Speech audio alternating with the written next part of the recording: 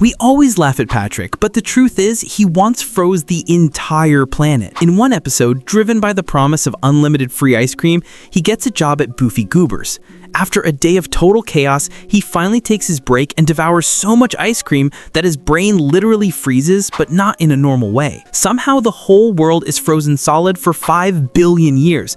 Life just stopped, and time passed. When everything went back to normal, nobody realized the apocalypse had even happened. Since everyone froze at the same time, for them it was like blinking, and suddenly everything had changed. But nobody noticed. And to top it off, Patrick still got fired for eating too much ice cream, even though the job promised he could eat all he wanted.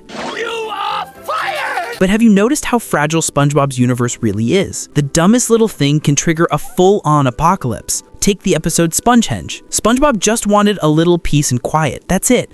But things escalated into the end of civilization. It starts with a weird wind blowing so hard that it whistles through SpongeBob's body holes, attracting a massive swarm of jellyfish.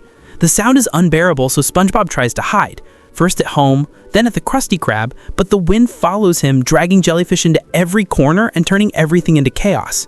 Desperate, he even runs to Patrick's house, but not even there he finds peace. Finally, he takes shelter in a cave, quiet, peaceful, and apparently abandoned. But this is where things get dark. SpongeBob waits so long for the wind to stop that he builds a statue to keep him company. Accidentally, he discovers that the wind passing through the statue's holes also makes a sound.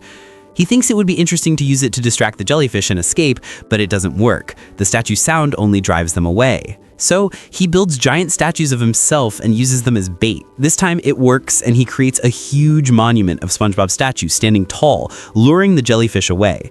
The most shocking part is that when he finally leaves the cave, the world as he knew it no longer exists. Life has simply vanished, and what remains is an apocalyptic landscape where the only living creatures besides him are jellyfish. Strangely enough, aliens even appear to study Earth and do tourism at the statue site. SpongeBob's desperate search for peace combined with the tiny anomaly of the universe leads to an existential catastrophe of planetary proportions.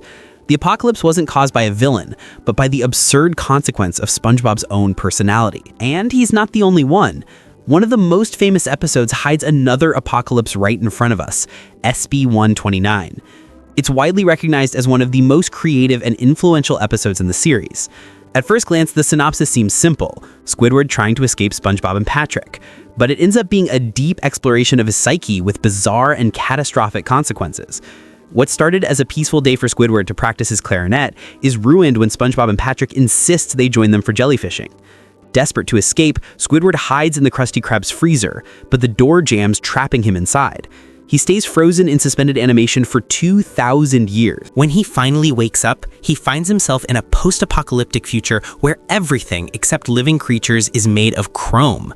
The world is inhabited by robotic descendants of SpongeBob called Spongetrons, and even a two-headed descendant of Patrick named Patron. Squidward gets a time machine to try to return, but it malfunctions. He's thrown into the distant past where he meets primitive versions of SpongeBob and Patrick. When the machine breaks, he is sent to a surreal void, nowhere. The absolute emptiness drives him insane until he admits he actually misses his life in Bikini Bottom. Eventually, he returns to the present and this time tolerates SpongeBob and Patrick a little better. But think about it. Squidward went through a literal apocalypse because he couldn't just say no to jellyfishing. If he had simply stood his ground and told them he didn't want to go, he would have avoided the entire nightmare. And if that wasn't enough, another apocalypse happens in Ghoul Fools. SpongeBob and Patrick enter a haunted ship owned by Lord Poltergeist, a ghost who stole treasure from the Flying Dutchman. Mr. Krabs convinces SpongeBob and Squidward to help him steal it, but it all goes wrong. Poltergeist banishes them to the void, a limbo between life and death. Then the Flying Dutchman shows up, furious, and literally transforms into a nuclear bomb, wiping everyone out. The episode ends with SpongeBob, Patrick, Squidward, Mr. Krabs, and Sandy all trapped in the void, condemned to serve ghostly Krabby Patties for eternity. So what does all this tell us? In Bikini Bottom, the apocalypse isn't caused by supervillains, nukes, or asteroids. It's caused by the dumbest things imaginable. SpongeBob froze the world for 5 million years over ice cream. SpongeBob destroyed civilization by looking for peace and quiet.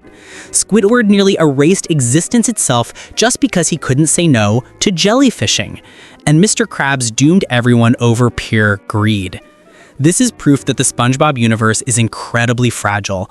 Bikini Bottom is always one dumb decision away from the end of the world, and that's exactly what makes these details so fascinating. Thanks for watching until the end. Let me know in the comments which of these apocalypses surprised you the most, and I'll see you next time.